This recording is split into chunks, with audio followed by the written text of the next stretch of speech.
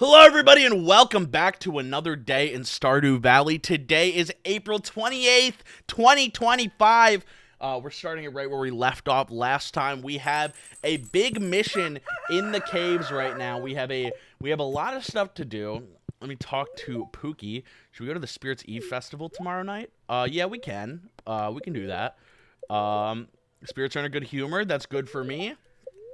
And clear and sunny tomorrow for the Spirits Eve. We'll do Spirits Eve. We'll have fun. Let me go put all my stuff away, and then we're going straight back into the mines. We're going straight back. No hesitation, no nothing. I do want to get these radioactive ores though going. We only can do a couple of them, but radioactive ore is pretty sick. And we have this galaxy soul, which is super useful. Let me throw you in there. Let me throw these trinkets in here.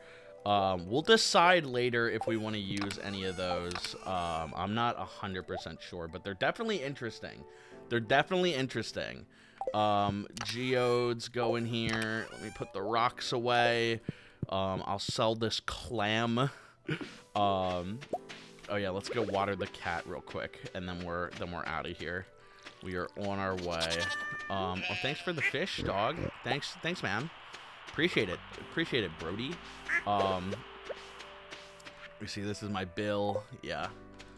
And that's the Spirits Eve is tomorrow. Sell. Perfect. Put you in there. Put you there. You there, and we are off. Let's do it. Let's get it done, dude. Last time we started some big cave time, and now we are going even crazier. Let's hit the mines. Let's go down. We made it to level 50. There's like, oh, it's overrun with spiders. Ooh, spooky little spiders. Spooky spiders in this area. How unfortunate.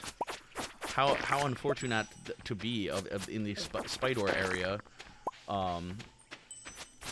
We get rid of them easily though.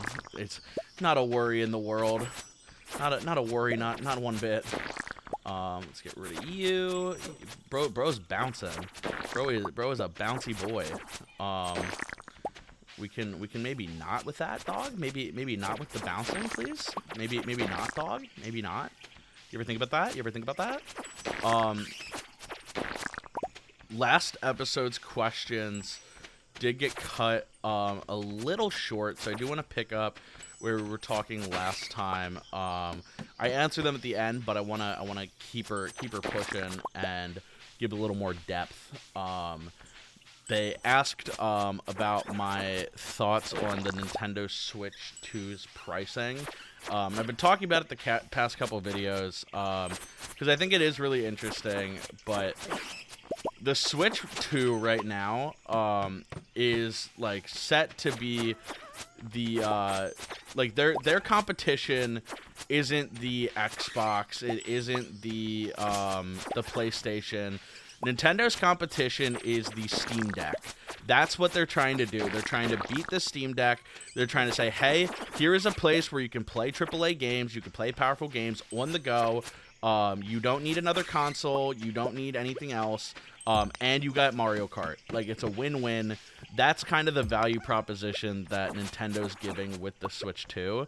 And, like, from the business side of things, I think it's really smart. I think it's a good decision on their part. Because, like, people are buying the Steam Deck. People like the Steam Deck. I love the Steam Deck. I have the, like, Lenovo version of it.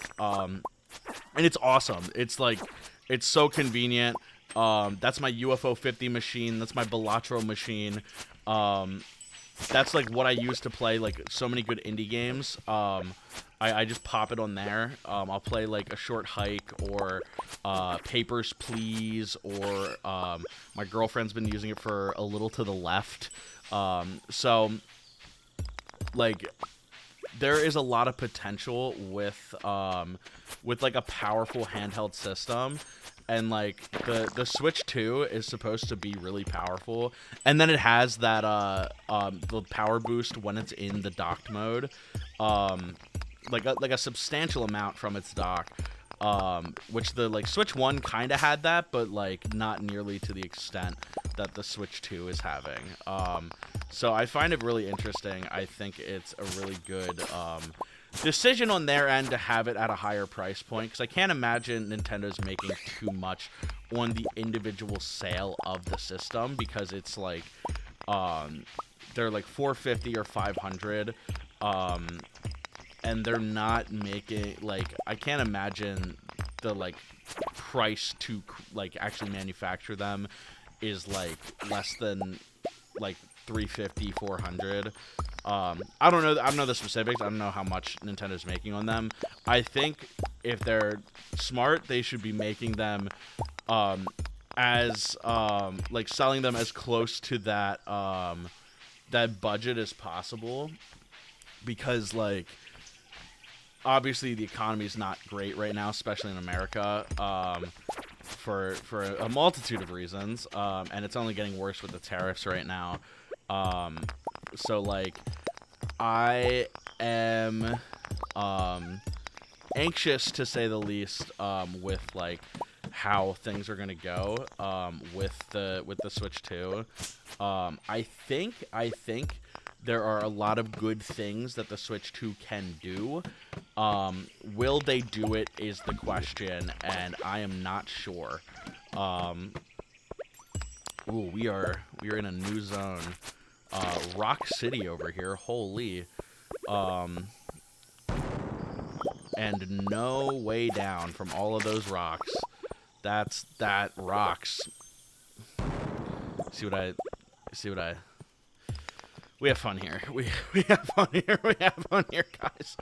But I don't know. I think $80 games are a bit much. I think I have a whole video on it, but I also think that, like, if you're gonna, like, have a game cost that much to make and people are gonna pay for it, then, like, I understand it. I think the new Mario Kart looks pretty good.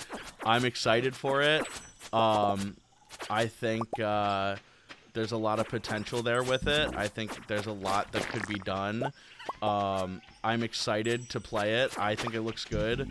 The whole vibe that I'm getting from, like, the open world stuff is, like, this is a like a 3D Mario game that's also a kart racer.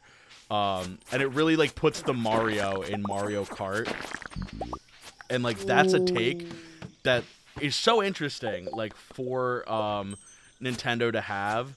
And I'm like, okay, like, I understand this. I think that's cool. I think that's pretty sick. I want there to be more stuff like that. That's like, hey, this is a more experimental take on the genre. Like, I think that's overall a really good thing. And I'm looking at, like, the game. It looks polished. It looks good. Sure, the amount of courses aren't there from the like, Mario Kart 8. I'm sure they'll add more over time. If they have DLC for this game, I am going to be really mad. I will be honest. I'm going to be really mad if they add DLC. If they charge $80 and then add DLC, that's awful. The entire argument of me thinking, like, hey, like, this might not be the worst thing in the world hinges on this being a complete game for $80. If it is not a complete game for $80, this is a scam. This is straight up just a scam. It's just a scam. If the product is complete, if it is $80 and they, like, maybe add updates over time, they, like, slowly release stuff, and it's a full game that you get a lot of playtime out of, I'm okay with that. If it's $80 for a half-baked experience, that's riot. We riot, right? I am receptive to the idea, not necessarily supportive, but receptive to the idea. If the game is good. If it's, like, Game of the Year, if it's amazing, then I'm like, let's go. That's fine. I'll pay that much. It deserves that much. Whatever. We can have the conversation. But if the game isn't good, if the game has a lot of flaws, I'm gonna be mad. I'm gonna go a little crazy. I'm gonna go a little crazy. I'm gonna go a little kooky, a little wacko over here. Because like the pretense is that it will be a full finished experience. And if they give us DLC or they don't have like enough courses, I'm gonna be pretty mad. And I think that's I think anyone is fair to agree with that. And anyone's also fair to disagree with the price. It does make it less accessible. It is a multiplayer game, and I do think multiplayer games should be like on the cheaper end, because I think of Lethal Company. Like, Lethal Company is a game that, like, because it was multiplayer, it made a lot more money. Because people were like, like, I want to play this with my friends, and then you get your friends in, and then they play it, and then they get their friends in, and they play it, and it just, like, makes the game make much more money. But the problem is when you're, like, this big company where you have all of this money, and you have, like, a bunch of different projects, it's harder to have that sort of philosophy. I tend to like Nintendo because they're like the one big company that actually like tries to be like, hey, here's like the benefit of having a big company. They're the ones that do that. But we'll see what happens. I mean, I am definitely excited to just see what the whole idea is there. Bro, what are these like wizards doing here? The bone brigade over here going crazy on me. These bone sorcerers sourcing the bones. Dude, what is happening here? What is happening here? I cannot get over how amazing this game is. Also, look at Repo. Repo's another game that's just like, hey, here is a really cool multiplayer game. It's not that expensive. Schedule 1, same thing. Schedule 1 looks terrible. Schedule 1 graphically does not look good. But it doesn't matter because it's a game where you make drugs. That's sick. That's awesome. It's like GTA. But like you make the drugs. I need to play Schedule 1. It looks so hype. But like that's the thing. Like, people want to play games like that are just like, they don't need to look good. They don't need to be polished. Like, obviously, I'm fine with like buying like a good looking Nintendo game. But like I don't need to like see all the pores in Captain Price's face in Call of Duty. I just want to shoot a guy. Like, and there are better games that let you shoot a guy now. Like, a lot of these games are big because they're big. Like, Call of Duty is huge because it's Call of Duty. If they didn't have the reputation that they had, like, if their reputation didn't precede them, boy, bro's got a crossbow. What? Hey, yo! Okay. Say less, dog. Say less. I didn't know you got a crossbow. I knew he could do that.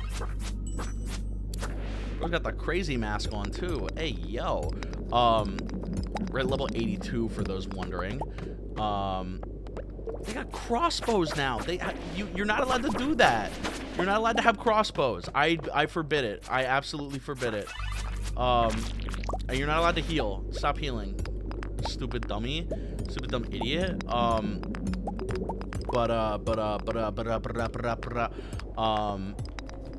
forget what I was gonna say. My brain turned off. My brain just hit a zero. Like, I will 100% play a game that is finished and polished and good. Or I will play a game that's like a little bit less polished if it's just a cool concept. Like, if it's just sick, then like, sure, I'll play it. Like, why not? Like, Schedule 1, it doesn't need to look good, bro. It looks stinky, and that's okay. Like, it's a game about making drugs. Same with like Pal World. Like everyone liked Pal World because it was like, hey, it's Pokemon, but they kill each other. It's Pokemon, but they like do slave labor. Like, that's funny. That's just a cool concept. Obviously it's not the greatest thing ever made. But like, we don't need games to be the greatest thing ever made for them to be enjoyable, for them to be fun.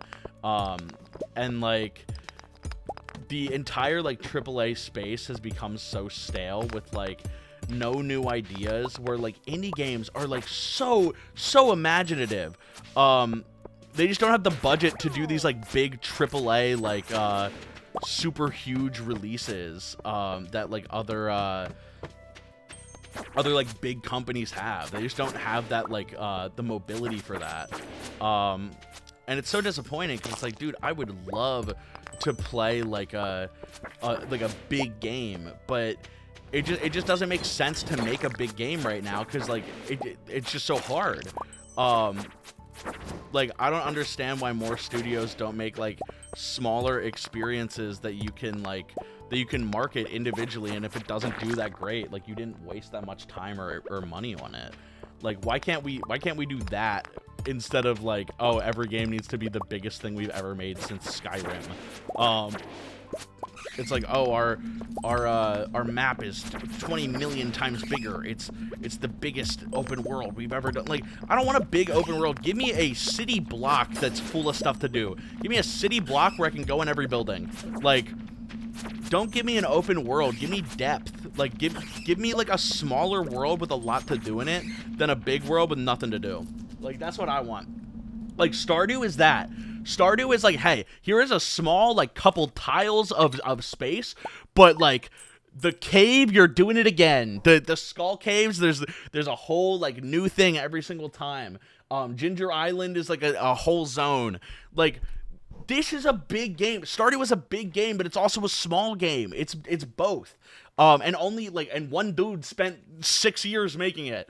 That's why I'm like, why do games need to be so big? I need to make a video on games being too big because, like, dude, it's just stupid. It's just stupid. I love small games. I love indie games.